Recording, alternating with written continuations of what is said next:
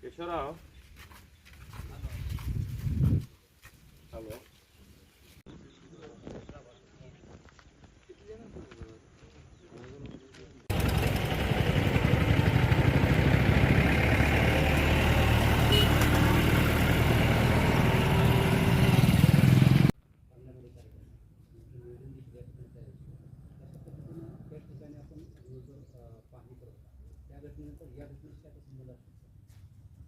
सांगता येणार नाही, पण मी आजही कार्यक्रमाला कारण रात्रीची जी घटना घडली ऑनलाईन भरलं का?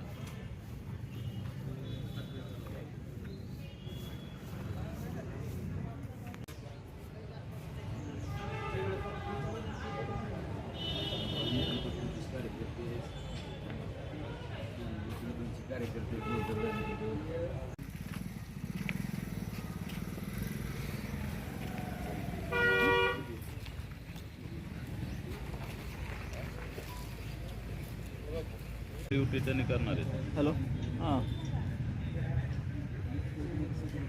एकदम उताराला आहे बघ. म्हणजे उद्या रात्री तुम्ही नेणार गाडी?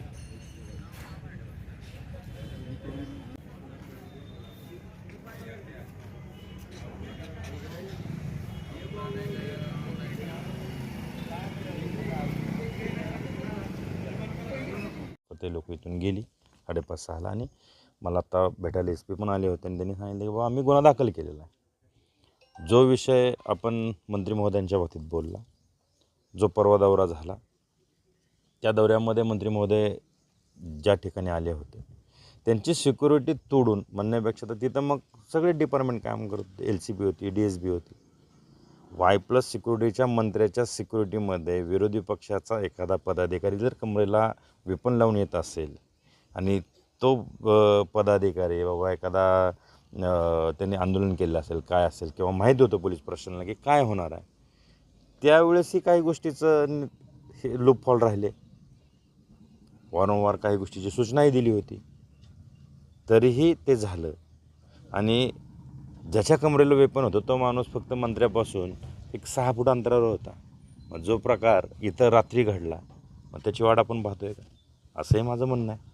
पण शेवटी कायदा सुव्यवस्था आहे.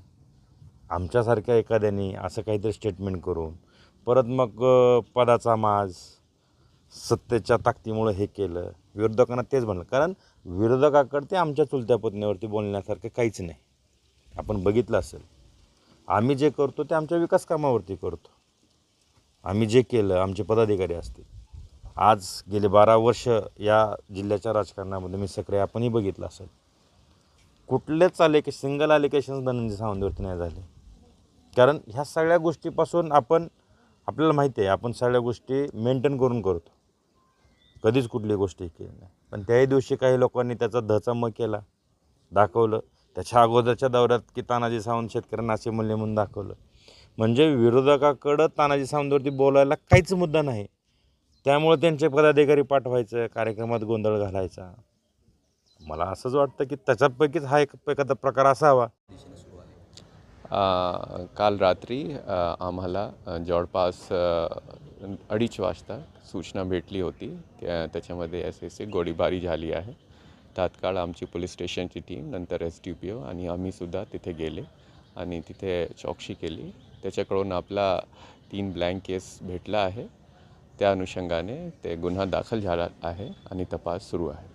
याबाबत काय CCTV फुटेज वगैरे दिल्याचं धनंजय सावंत यांच्याकडून सांगण्यात आलं, त्याबाबत काय असेल?